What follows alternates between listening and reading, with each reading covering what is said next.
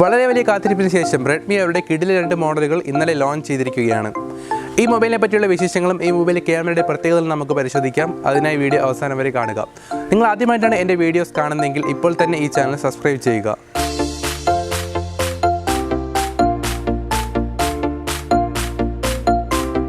കുറഞ്ഞ വിലയിൽ കൂടുതൽ ഫീച്ചേഴ്സ് എന്നതാണ് റെഡ്മി ഫോണുകളെ മറ്റ് ഫോണുകളിൽ നിന്ന് വ്യത്യസ്തനാക്കുന്നത്.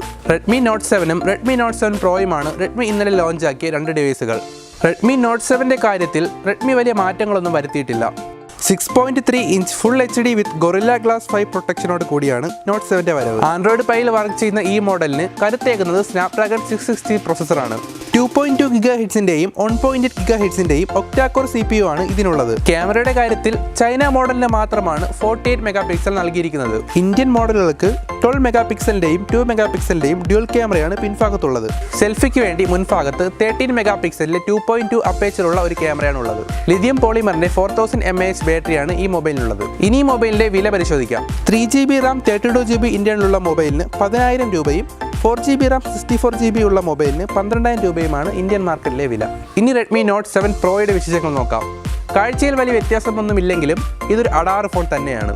6.3 ഫുൾ HD ഡിസ്പ്ലേയോട് കൂടിയും front and back Gorilla Glass പ്രൊട്ടക്ഷനോട് കൂടിയുമാണ് ഈ മൊബൈലിന്റെ വരവ്. ആൻഡ്രോയിഡ് പൈയിൽ വർക്ക് ചെയ്യുന്ന ഈ മൊബൈലിന് സ്നാപ്ഡ്രാഗൺ 675 പ്രോസസ്സർ കൂടുതൽ കരുത്തേകും.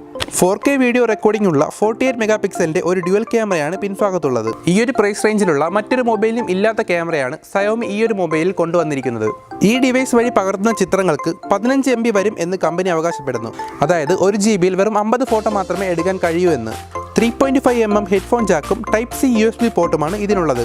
4000 mAh lithium polymer non removable ബാറ്ററിയും കൂടാതെ ഫാസ്റ്റ് ചാർജിങ്ങും ഇതിൽ ഉൾപ്പെടുത്തിയിട്ടുണ്ട്.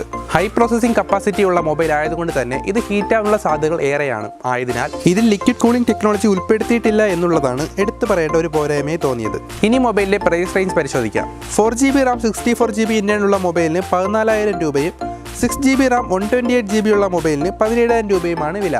ഇനി ഈ മൊബൈലിൽ എടുത്ത കുറച്ച് ഫോട്ടോസ് പരിശോധിക്കാം.